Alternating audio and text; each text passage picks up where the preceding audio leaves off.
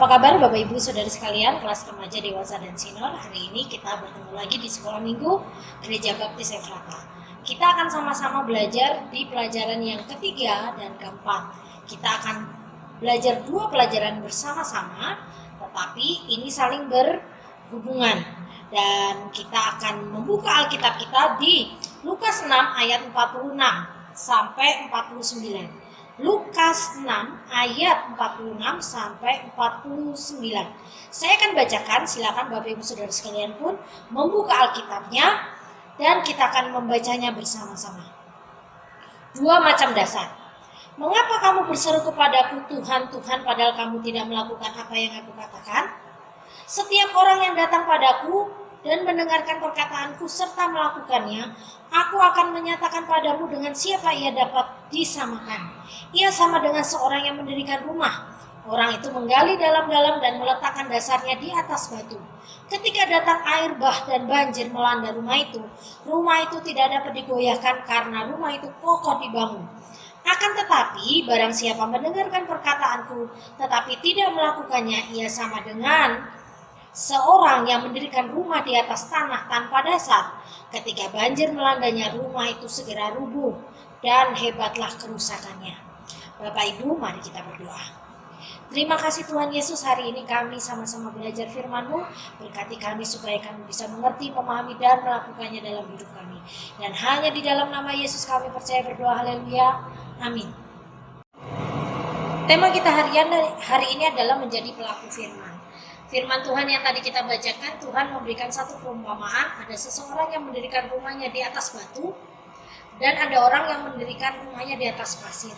Kita tahu sekali bahwa saat kita mendirikan rumah, kita membutuhkan kedua elemen ini, batu dan pasir. Tetapi untuk fondasi itu pasti harus batu, tidak boleh hanya pasir. Karena pasir itu gampang larut, pasir itu tidak kuat, tetapi batu itu kuat. Nah, sebenarnya ini kita sudah sering mendengarkan tentang perumpamaan ini. Nasihat ini sering kita dengarkan. Apa sih intinya nasihat ini? Nasihat ini mengingatkan kita, kalau kita mau percaya Yesus, jangan hanya melihat atau hanya mendengar atau mengharapkan. Mengikut Yesus itu hidupnya akan enak, stabil, naik, tidak akan turun. Nah, pernah nggak kita mendengarkan, engkau anak-anak Tuhan akan diberkati melimpah-limpah. Kau akan menjadi kepala, tidak akan menjadi ekor. Engkau akan naik tanpa turun. Nah, sekarang ini banyak sekali saya mendengar khotbah-khotbah beberapa hamba Tuhan seperti ini. Tetapi saya ingin mengingatkan Bapak Ibu Saudara sekalian, kalau iman kita, pengharapan kita, sukacita kita hanya diletakkan kepada hal-hal itu yang fana, yang gampang hilang, yang tidak ada kepastiannya, kita pasti akan kecewa. Kita kecewa bukan hanya dengan keadaan, tetapi juga kita kecewa pada Tuhan. Makanya Tuhan mengingatkan fondasi imanmu, kebahagiaanmu, pengharapanmu, kekuatanmu, ucapan syukurmu harus fondasinya adalah Yesus sendiri. Kita sedang merayakan Paskah. Saat kita melihat proses penyaliban, kita ngeri. Aduh, ngeri, serem. Itu sangat kejam. Tetapi kita tidak sedikit orang menyadarinya. Terkadang kita semua tidak menyadari bahwa sebenarnya yang Tuhan lakukan itu adalah menggantikan kita. Harusnya kita tuh di sana. Khotbah pendeta waktu Paskah itu sangat bagus sekali dan menyentuh sekali. Tuhan itu menggantikan kita. Seharusnya itu kita, tetapi Tuhan itu menggantikan kita. Jadi kalau sudah seperti ini, kebahagiaan kita hanya diletakkan dengan uang. Apa kabar pandemi kemarin? Banyak sekali orang-orang yang mulai stres, imannya goyah, jiwanya terguncang karena sukacitanya, pengharapannya hanya diletakkan kepada uang, kepada bisnis, kepada orang. Itu akan mengecewakan. Berharaplah pada Tuhan. Fondasi hidup kita harus Tuhan. Buku pelajaran kita mengingatkan kita, satu-satunya dasar yang benar ialah ketaatan melakukan ajaran Yesus Kristus. Namun bagi orang bodoh lebih memilih untuk menghindari bekerja keras. Taat pada Tuhan itu bekerja keras atau tidak? Taat pada Tuhan itu memerlukan pengorbanan. Taat pada Tuhan itu memerlukan hati yang lapang, hati yang menerima kritikan, hati yang menerima segala sesuatu yang tidak sesuai dengan keinginan kita. Banyak sekali yang terjadi di pelayanan, banyak sekali yang terjadi dalam kehidupan kekristenan kita. Mungkin Bapak Ibu juga mengalami bagaimana merasa dikucilkan karena menjadi iman Kristen. Atau mungkin di tengah-tengah orang Kristen sendiri kita merasa, aduh kenapa sih orang Kristen seperti ini. Saat kita bilang gini, aduh yang penting kita tuh ke gereja pandang Yesus, jangan pandang orang. Sekarang bagaimana kita mandang Yesus kalau orang-orang di sekitar kita seperti itu? Terkadang kita mulai tersandung dengan orang, kita tersandung dengan orang-orang yang ada di sekitar kita. Tetapi kita diajarkan oleh Tuhan untuk terus bisa memandang Yesus sebagai Tuhan dan Juru Selamat, sebagai pondasi utama kita. Jangan sampai kita hanya mengharapkan Yesus itu memberikan kita berkat dan berkat. Padahal terkadang Tuhan mengizinkan kita juga menangis. Perih hati ini, mungkin mengalami dikucilkan, tetapi itulah proses. Kalau kita masih dianggap anak oleh Tuhan, di mana anak yang tidak dihajar oleh orang tuanya, ya kan? Kalau kita ini anak, pasti kita dihajar oleh Bapa kita, diajar untuk mengasihi, diajar untuk mengampuni, diajar untuk berpegang teguh pada Tuhan dan mengharap pada Tuhan, tidak pernah putus-putusnya. Mungkin saat ini Bapak Ibu Saudara sekalian mungkin sedang kecewa. Iman mulai goyah. Mungkin yang remaja, pemuda, saat ini yang mendekatimu bukan anak Tuhan, tetapi orang lain, imannya berlainan. Ada mungkin lagu yang sekarang lagi ngehit ya. Aku untuk kamu, kamu untuk aku. Namun semua apa mungkin iman kita yang berbeda. Mungkin anak-anak remaja pemuda udah, wah ini lagu lagi ngehit tentang perbedaan iman. Saya ingatkan dengan tegas, saya adalah anak yang tumbuh dalam keluarga yang berbeda agama dan rasanya tidak iman. Bapak saya masih Muslim, mama saya Kristen. Kami hidup di tengah-tengah, walaupun sekarang toleransi dikumandangkan di mana-mana, tetapi dalam rumah tangga toleransi itu bukan hal yang terpenting. Yang terpenting adalah satu iman, satu keyakinan, satu pengharapan di dalam Tuhan Yesus Kristus itu sendiri. Walaupun yang mendekatimu, hai anak-anak remaja, adalah orang yang pendidikannya bagus, akhlaknya bagus, dia baik luar biasa, dia adalah laki-laki idaman atau perempuan idamanmu. Tetapi kalau dia imannya berbeda, tinggalkan dia. Inilah contoh kita. Salah satu contoh kita untuk berpegang teguh pada pondasi iman kita. Jadi jangan goyah. Kalau Tuhan bilang tidak, ya sudah jangan. Apakah persamaan gelap dan terang? Carilah jodoh yang seiman. Kalau kamu memang rajin ke gereja, carilah pasanganmu yang rajin juga ke gereja. Kalau kau suam-suam kuku, ke gereja hanya Paskah atau Natalan saja, carilah pasangan hidupmu yang memang teguh di dalam Tuhan, karena imannya itu akan nular ke kamu. Inilah yang Tuhan inginkan, supaya kita hidup berpegang teguh pada pondasi iman itu, yaitu Yesus sendiri. Bermandang Yesus. Saat kita di tengah-tengah orang percaya ini membuat saya tersandung ya. Orang ini pelayanan, tetapi kenapa mulutnya seperti ini? Kenapa kelakuannya seperti ini? Ada orang mengatakan bahwa pandang Yesus saja, tapi saya tersandung sama manusia. Inilah mungkin tujuannya, supaya engkau dibentuk oleh Tuhan menjadi orang yang memandang sesamamu dengan penuh kasih. Bukan berarti langsung kita cabut, cari gereja lain, atau pergi dari komunitas dan mengatakan saya tidak tergembala di tempat ini lagi karena saya tersandung oleh dia.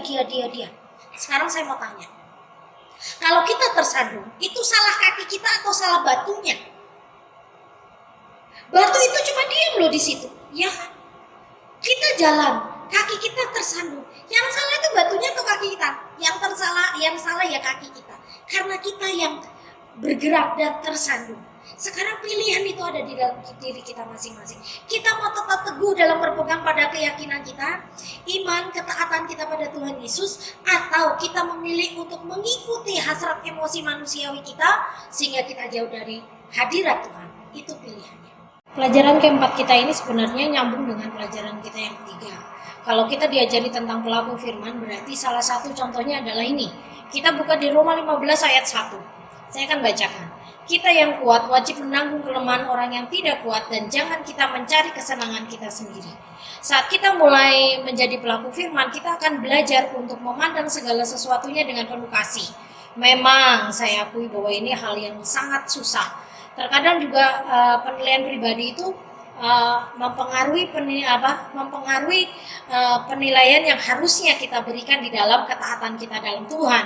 Misalnya harusnya kita memandang semua orang itu mempunyai keunikan sendiri-sendiri. Tetapi terkadang kita punya standar kita, dan standar kita ini kita tetapkan kepada orang lain, sehingga kita mulai memandang rendah orang lain. Ngapain sih kayak gitu, kok nggak bisa? Harusnya bisa dong.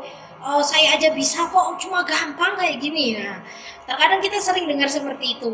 Makanya Alkitab hari ini kita mengingatkan wajib menanggung kelemahan orang lain dan yang tidak kuat, dan jangan mencari kesenangan kita sendiri. Inilah cara salah satu contoh untuk menjadi pelaku firman. Kita mulai memahami orang lain. Kalau Bapak Ibu ngomong dengan saya seperti ini, nyablak segala macam, saya nggak apa-apa. Karena apa? Ya saya juga seperti ini orangnya gitu kan. Tetapi ada beberapa pribadi yang tidak bisa kita ngomong seperti saya ngomong gini, gini gitu. Kayak bisa, mungkin ada orang yang sangat halus perasaannya sehingga kita mungkin harus lebih menurunkan volume suara kita. Kita mulai menghaluskan ngomongnya dan harus ngomong dengan detil biar tidak salah paham. Pengertian seperti ini loh, saat kita berbicara dengan satu individu ke individu yang lain ini membuat kita tuh mengecilkan permasalahan. Kita tidak akan jatuh dalam permasalahan. Menjadi pelaku firman adalah salah satunya adalah kita memahami karakter orang lain, sehingga kita tidak gampang menghakiminya, tidak gampang untuk mengecilkan orang lain.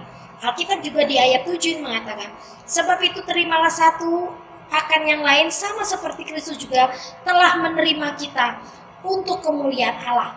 Menolong yang lemah ini berarti kita menerima orang lain sebagaimana kita sudah diterima Tuhan.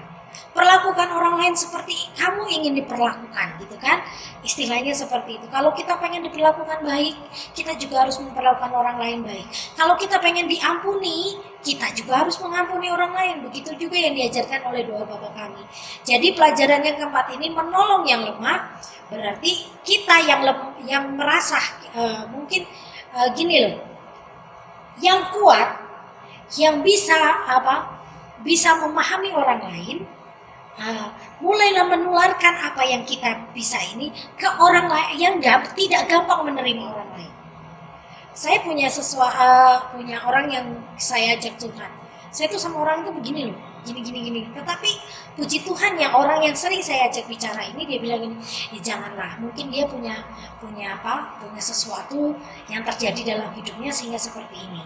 Nah, kalau kita punya teman yang lebih dingin, lebih bijaksana, kita pun akan jadi lebih bisa bijaksana. Kita akan menjadi pribadi yang tidak gampang jatuh dalam permasalahan. Tetapi kalau kita punya teman yang sama-sama sefrekuensi, misalnya yang satunya pemarah, yang satunya juga pemarah, ya sudah, permasalahan demi permasalahan. Jadi hari ini kita diingatkan Tuhan untuk menjadi pelaku firman, dan karena kita sudah menjadi pelaku firman, kita lebih memahami orang lain, menolong yang lemah. Menolong yang lemah bukan hanya karena lemah fisik, bukan karena lemah ekonomi, bukan karena dia lemah karena apa ya, karena keadaannya, keadaan kehidupannya, bukan, tetapi dalam keadaan pribadinya, imannya,